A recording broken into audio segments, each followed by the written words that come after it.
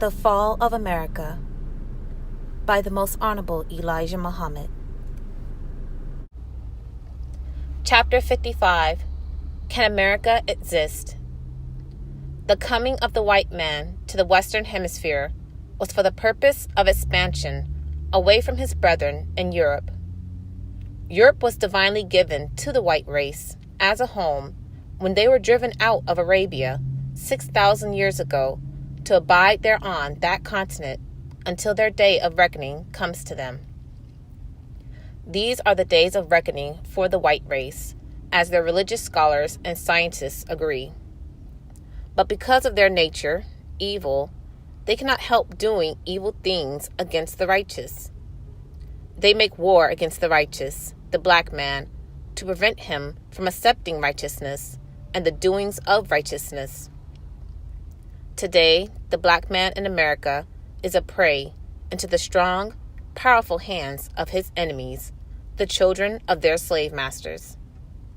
For 400 years, the slave masters have mistreated their slaves, and now, in the day of their redemption, they are doing everything possible to deceive them from accepting their salvation that Allah now offers to the black man of America. So strong is Allah's love for us that he now desires nothing but a total destruction of America.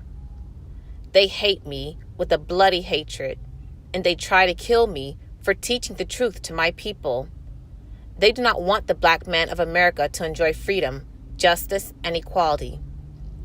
Look what they did to Martin Luther King, a man who was trying to be their brother, a man who publicly taught that he did not want to draw the white man's blood. He said if there was any blood to be spilled, let it be the black man's blood. His word came true. Poor man. He was without the knowledge of self, his God, and religion, and so filled with fear of his 400-year-old enemies that he could never get salvation for his people from their enemies. America has been blessed ever since her fathers came across the Atlantic out of the confines of Europe until this day. Now, for her evil done to her slaves, God threatens her with total destruction. America and Germany are the most evil of the white race. These two governments have been blessed, but they have not shown any worthwhile respect to Allah for his blessings. Allah caused people out of all nations of the earth to come to America. They came seeking a heaven in her, but those who came were evil too. As the Revelation in symbolic language teaches, Revelation chapter 18, verse 2. And he cried mightily with a strong voice, saying, Babylon, America, the great, is fallen, and is become the habitation of devils, and the hole of every foul spirit, and a cage of every unclean and hateful bird. There is no people nor country on the earth who will fill this prophecy better than America and her people. She has become a house filled with evil practices, with every member of the nations taking part. Yet she has been blessed with her great harvest of food, which is enough to feed the nations of the earth. With her great advancement into the heights of mechanical knowledge, and with her great wealth in silver and gold that enabled her, once upon a time, to command the value of silver and gold of the world. But, as it is written, in all of this growing up of wealth and power, the axe of justice was laid at the root of this great tree of prosperity and authority of the nations of the earth, to be used by the Holy One to put a stop to their evil practices and injustices to the righteous.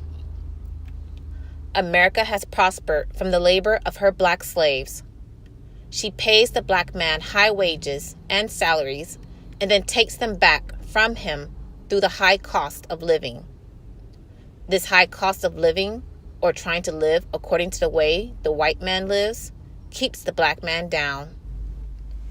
And when he has acquired the education of the white man, but is unable to compete with the white man, he becomes dissatisfied to the degree of creating trouble to find a way to self-prosperity against the will of the white man, which is to keep the black man in a condition of poverty, want, and disregard as an equal human being. Yet, while the white man teaches that all human beings are created accordingly, at the same time, he robs the black man of a chance to be the equal of other human beings. Can America exist with all of her wicked doings against the black man in America in a state of inequality with other human beings? The continued existence of America in the way of government and power over people other than her own depends on the way she will continue to treat her once slaves, the black people of America, due to the prophecy of the Bible from Moses to Jesus and Muhammad. The prophetic sayings of these prophets teach us that a coming showdown between Allah God and the slaveholders of his people, blacks of America, must come to pass. The time has arrived of this prophecy of a defender, coming to defend the prey, so-called Negro, who is held in bondage by the white slaveholders, who have and are still mistreating the prey to the extent that the world is in sympathy with the prey for justice. Now it is prophesied that a just ruler will come, and he has come, to set up a rule or kingdom under the law of justice for people who have lived under the law of injustice by unjust rulers. This must be fulfilled if the next government for the people, universally, is going to be under such a glorious rule of freedom, justice, and equality. It is natural that the old ruler will oppose a new ruler coming to remove him and his authority to rule the people. He will fight to keep his place and authority over the people. This is why Allah threatens his opponents with the final declaration of war that will end the opponent's opposition to his law of righteousness.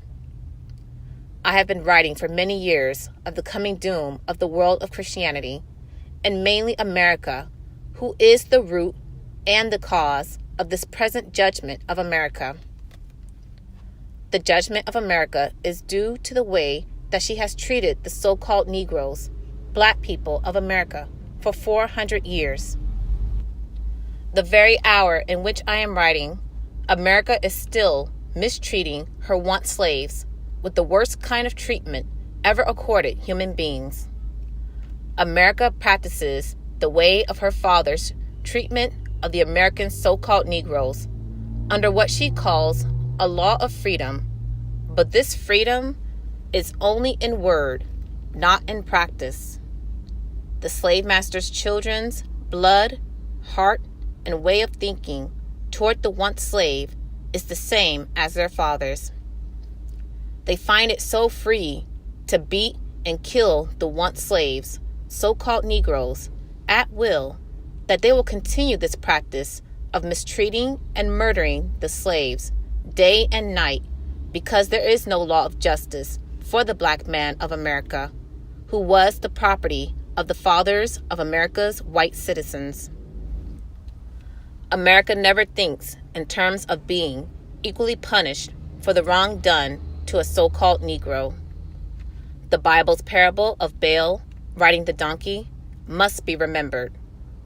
When the angel went to settle the unjust treatment of the donkey by Baal, the angel found Baal still beating and forcing the donkey to carry him right in the presence of the visiting angel, who was carrying a sword to bring about justice between the two.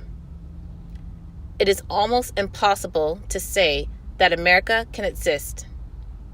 If America is to exist, America's ruling power, it would make prophets of the Bible and even the Holy Quran prophecy other than the truth.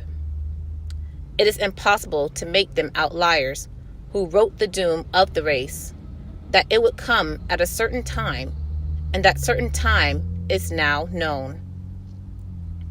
The time can be prolonged if the great Mahdi, the Messiah that the world had been looking for to come for 2,000 years, desires, for he does what he pleases. This does not mean that he would change the idea of the doom and destruction of America. But if he pleased, he could extend her time if she did almost a miraculous thing like submitting to the righteousness taught and delivered to the mentally dead slave, the so-called Negro. This is the only way America could exist, by bowing in submission to the will of God taught by his messenger. The time that we are now in is a time of the anger of God against the evildoers. It is a time that the God of righteousness rejoices to repay the evildoers for their doings and to reward the righteous for their righteousness. Therefore, to curb this set day of doom demands for the doing righteousness, which by nature was not put in the white race. But they may yet be smart enough to bow, to put a stay to their execution for a few days longer, not by intermixing with her slave to enjoy, as long as they are blind, deaf, and dumb, and do not understand. This act only hastens their doom, while the foolish, blind, deaf, and dumb so-called Negro does not even know that he is being blind, deaf, and dumb to his slaughter. There is no such thing that their evil will rule peace. Also the wicked, according to the prophets Jeremiah and Isaiah, are the ones who have destroyed the peace from among men. My advice to the white man is to make haste. Get in a hurry if you want to live. Bow and submit to that great truth and righteousness, the will of Allah. Purchase the books, CDs, and DVDs of the life-giving teachings at store.finalcall.com. Listen to the messages of the Honorable Minister Louis Farrakhan 24/7 at finalcallradio.com. Watch the Nation of Islam's weekly and live broadcasts at NOI.org.